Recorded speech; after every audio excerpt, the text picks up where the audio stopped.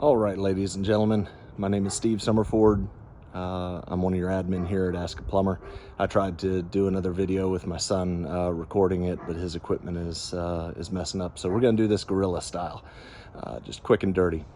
We've had some homeowners asking questions about cleaning their kitchen sink drains and their main sewer lines recently, and we've tried to communicate to them about how dangerous the different equipment can be that we use to clean sewers and clean kitchen sink lines. So I'm going to show you real quick some of the machines that we use and some of the pieces that are safe for you to use. So here we go.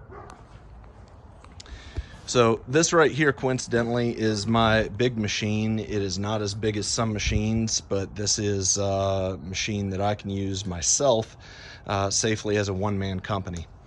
I'm right now changing out the cables in my main drum and my spare drum because I snapped 2 cables recently, and I'm changing out the cables that came with this machine to a Spartan cable. And so right now I have got this cable still on the ground. I wanted to show you some of the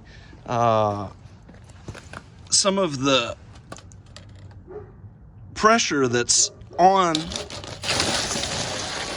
these cables. Now, this cable right here was just bound by a little bit of spring steel that was keeping it tied up. And me just cutting that one last little piece of cable tie, you could see how much tension was on that cable. Those cables are about as big around as your ring finger. And you can see right here, this is the same diameter of cable right here. What happens with these cables when we're cleaning a line, you're talking about a spring steel cable that gets a whole lot of tension on it, and it's already wrapped one way. And when you've got a motor spinning this thing right here, and most of the time you're going to be using a C cutter blade to cut through the roots and things like that, you're supposed to open it with this and then follow it with this. But most sewer machines that you're going to rent from Home Depot, they're only going to come with this. Well, what ends up happening is you're going through a line until you hit a blockage, and maybe you can't get past that blockage, and this head gets wrapped up on that blockage and grabs a hold, and that cable, hold on one second, here we go, that thing gets bound up on a blockage, and it won't spin, but this cable is getting bound up and bound up and bound up until either the cable ends up shooting out of the basket of that machine because it's got to relieve the tension, or it snaps entirely. Then it'll shoot out of the machine because, mind you, it has all that built up tension, and then these cables will wrap up on themselves, form a big old loop on it, and while that machine is still spinning, then take that head and hit you with it. There have been guys that have had their arms broken.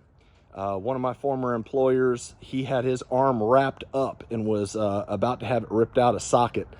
Fortunately, there was a fence contractor that was working next door, jumped through and yanked the cord, the extension cord going into the machine. I've been hit by it a couple of times. Lots of people have been seriously hurt by this machine. So, this is not a machine to be used by homeowners. We do not recommend homeowners use these large mainline machines. It's not that they're hard to use, but bad things can happen. And I don't know what each of you individually do as homeowners, but just imagine if you have a broken arm, broken wrist, something even more majorly injured. Same thing with this machine right down here. Now, This is a smaller machine, and it's innocent enough looking, you know, but what ends up happening, while it won't hurt you as bad as that machine, this is still, now this one's a 1/2-inch cable. Most of the time I have a 3/8 cable in here, and you know, that 3/8 cable is not that big, and it's not going to hurt you as bad, but it will wrap up faster than this big cable will. So while it's not going to beat you mercilessly like the big cable will, it'll still wrap up on you faster than the big cable will, and it'll smack you around with it. So even these smaller drums, we don't really recommend you to try and clean your lines. It'll make a mess. You're more likely to hurt yourself with either one of these two machines. So I'm sure you're wondering, well, Steve, what machines, you know, do you recommend a homeowner? These two right here. Now this one right here is it's a stiffer cable, and I don't recommend you necessarily buy this because it was like $100 for this drum. You don't need to necessarily spend $100 for a snake. You're not in the business. This one right here though, this is, yeah, I got this one at Taylor's Do It. I was, you know, I just needed a cable one day, and no big deal. These small hand drums, it doesn't matter what kind you get, doesn't matter if it has a hand grip down here, doesn't matter if it's, you know, you can grab one just like this. You don't even need to use that, you know. This is a lot more comfortable, and that's the way I normally use it. And then whether it has a thumb screw or a lock like this, doesn't matter.